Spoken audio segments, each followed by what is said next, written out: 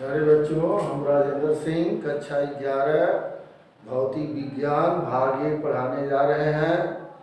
पाठ का नाम है मात्रक एवं मापन, यूनिट्स एंड मेजरमेंट्स। इसके अंतर्गत पहले हमने आपको बता दिया था मात्रक किसे कहते हैं, मापन किसे कहते हैं।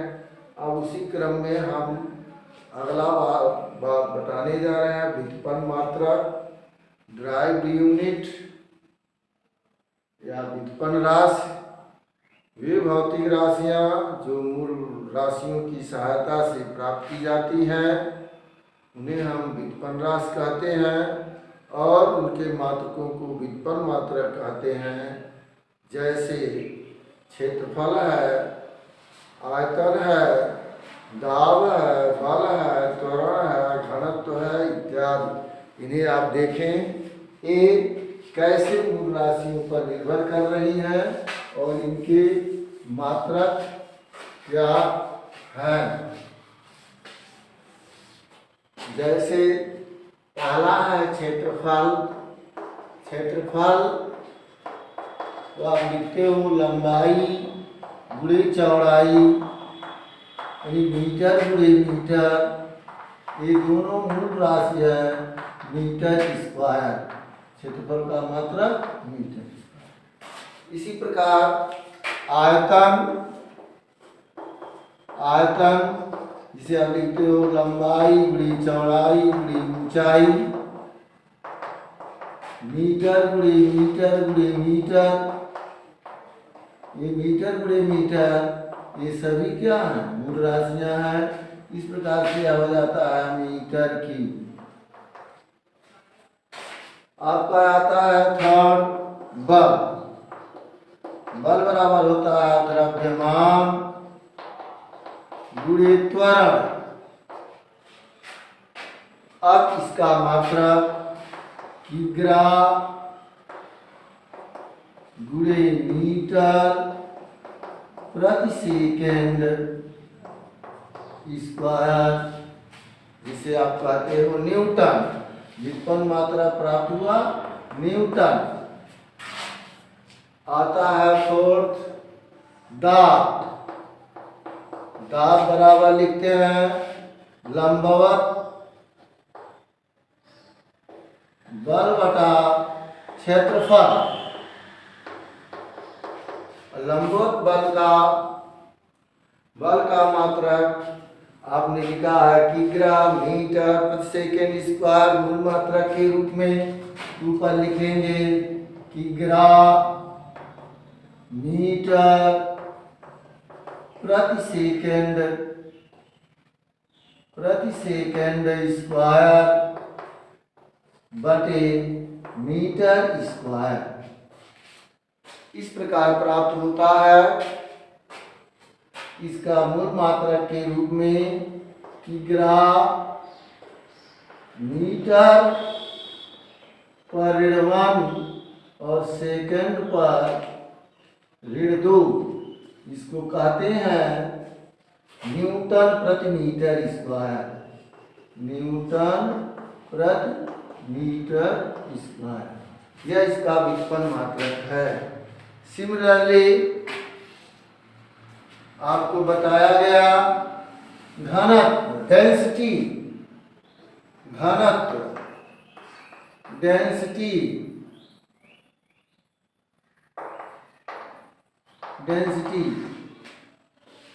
इकाई आयतन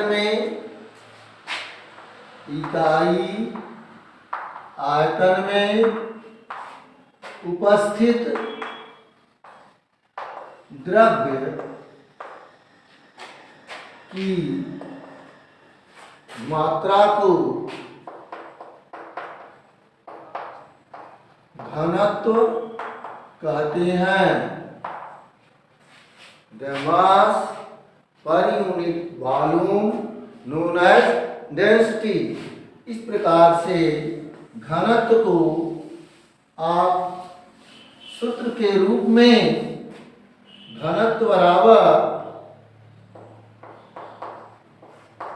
द्रव्यमान बटे आयतन इसके मूल मात्रा के रूप में किग्रा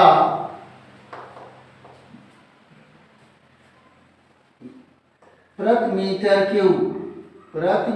क्यूब या मीटर पर ऋण 3 घन। ऋण मतलब प्रति मीटर क्यूब होता है।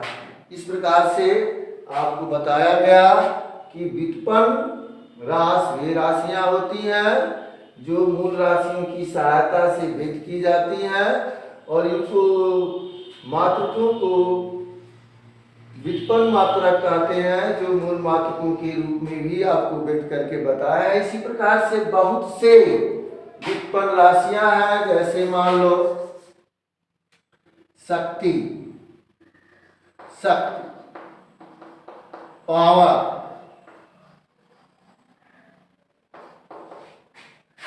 शक्ति कार्य करने की दर को शक्ति या सामर्थ्य कहते हैं। तो इस प्रकार से शक्ति बराबर होता है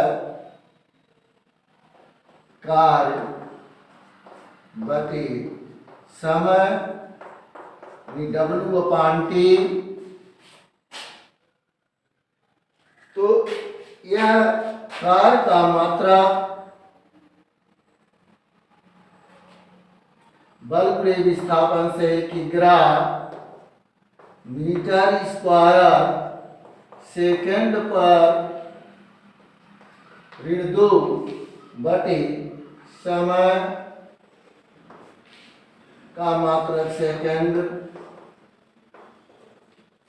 इस प्रकार से मूल मात्रक के रूप में किग्रा मीटर पर ऋण 3 ऋण 2 और सेकंड पर ऋण 3, जिसे आप कहते हो वाट। शक्ति का मात्रक वाट होता है। इस प्रकार से जितनी भी व्युत्पन्न राशियां हैं हम सभी को मूल मात्रा के रूप में उनके मात्रकों को दिखा सकते हैं।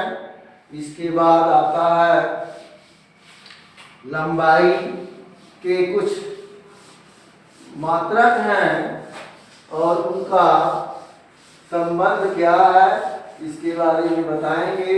जैसे छोटी लंबाइयों के मात्रक वाले इसमें आता है छोटी लंबाइयों के मात्रक।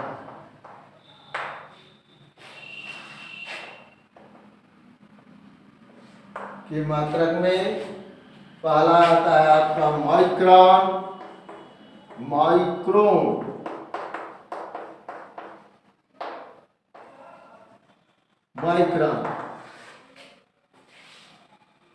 यह जीवाणुओं के आकार को मापने के काम में आता है और इसका 1 माइक्रोन बराबर 10⁻⁶ मीटर होता है। माइक्रोन को हम म्यू अक्षर से प्रदर्शित करते हैं। 1 म्यू, इसे म्यू से प्रदर्शित करते हैं। यह 10⁻⁻6 मीटर के बराबर होता है। यह जीवाणुओं के आकार को नापने के काम में आता है। इसके बाद इससे छोटा मात्रक आता है एंगस्ट्रॉम।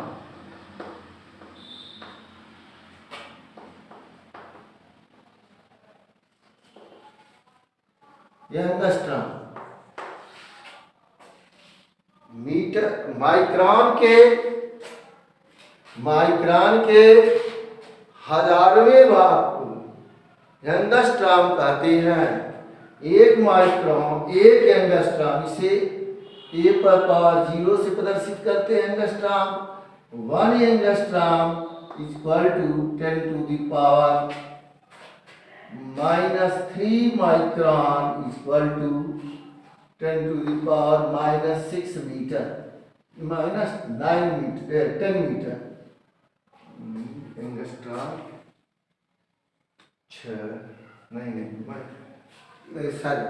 1 एंगस्ट्रॉम मीटर के 10,000वें भाग को कहते हैं 10⁻⁻⁴। यह हो जाएगा 10⁻⁻10 मीटर। एंगस्ट्रॉम जो है तरंग दैर्घ्य नापने की इकाई होती है, यह मीटर के एक माइक्रोन के 10,000वें भाग के बराबर होती है। यानी एक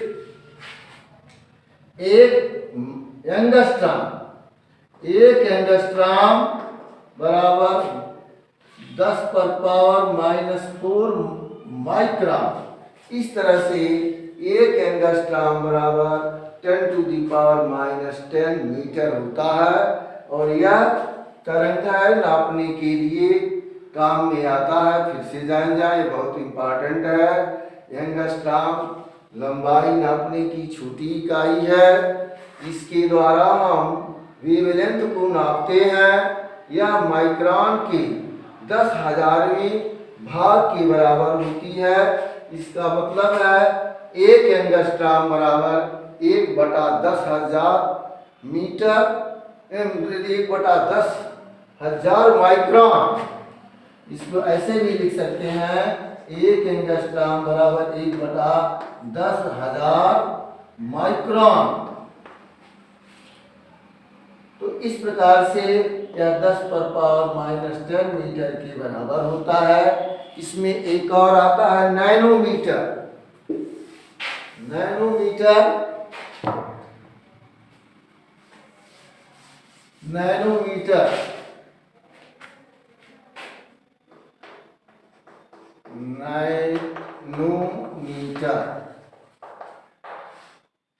नैनोमीटर माइक्रोन का 1/1000वां भाग होता है।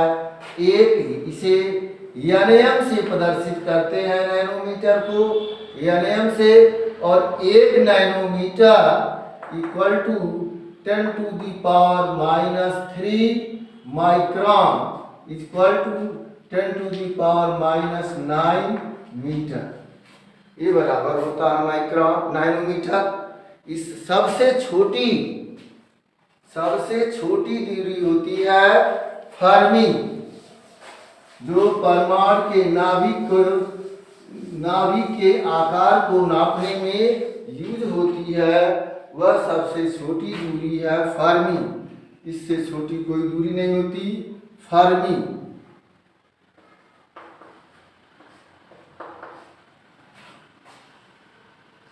यह परमाणु के नाभिक के आकार को नापने के काम आती है। एक फर्मी 10⁻⁻15 मीटर के फुट की होती है। इससे छोटी कोई दूरी नहीं होती है। ये सबसे छोटी दूरी है, 10⁻⁻15 मीटर के बराबर होती है एक फर्मी। अब लंबाइयों के बड़े मात्रक,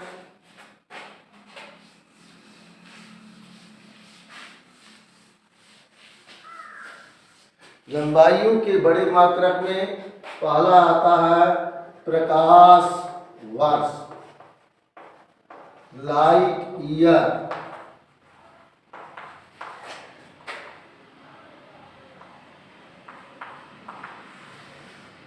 प्रकाश द्वारा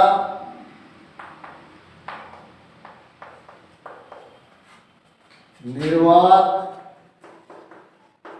अथवा वायु में 1 वर्ष में चली गई दूरी एक प्रकाश वर्ष कहलाती है।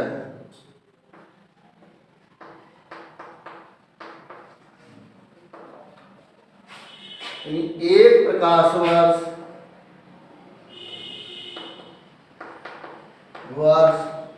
बराबर प्रकाश की चाल गुणे 1 वर्ष।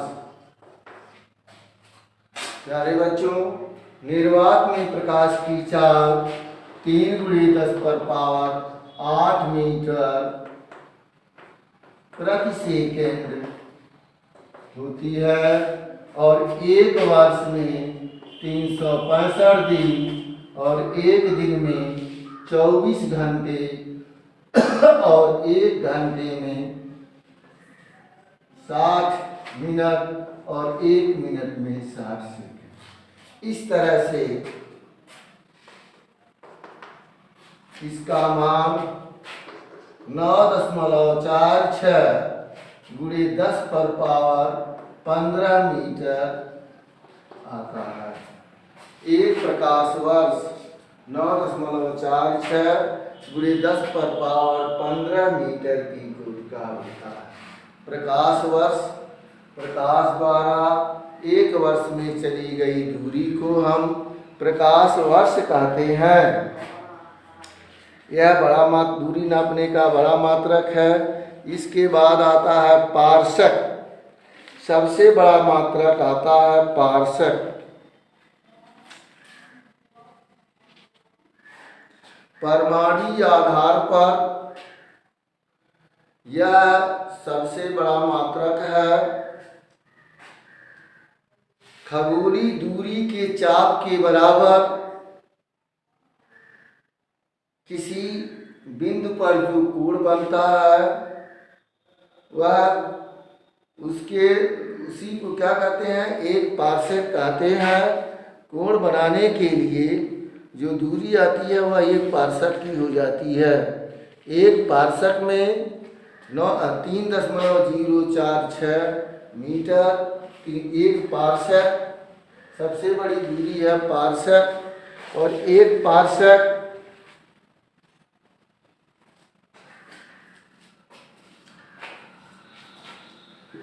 पारसेक जो है एक वर्ष, जो खगोलीय दूरी के बराबर जब चाप लेते हैं उसके द्वारा जो दूरी होती है, जो त्रिज्या होती है वह एक पारसेक की होती है। और उसके द्वारा जो बिंदु पर कोण बनता है वह 1 सेकंड का होता है। तो इस तरह से एक पारसेक का मान 3.46 प्रकाश वर्ष होता है। 3.46 प्रकाश वर्ष के बराबर होता है प्रकाश वर्ष। और यह पूरी दूरी मिलकर के 3.048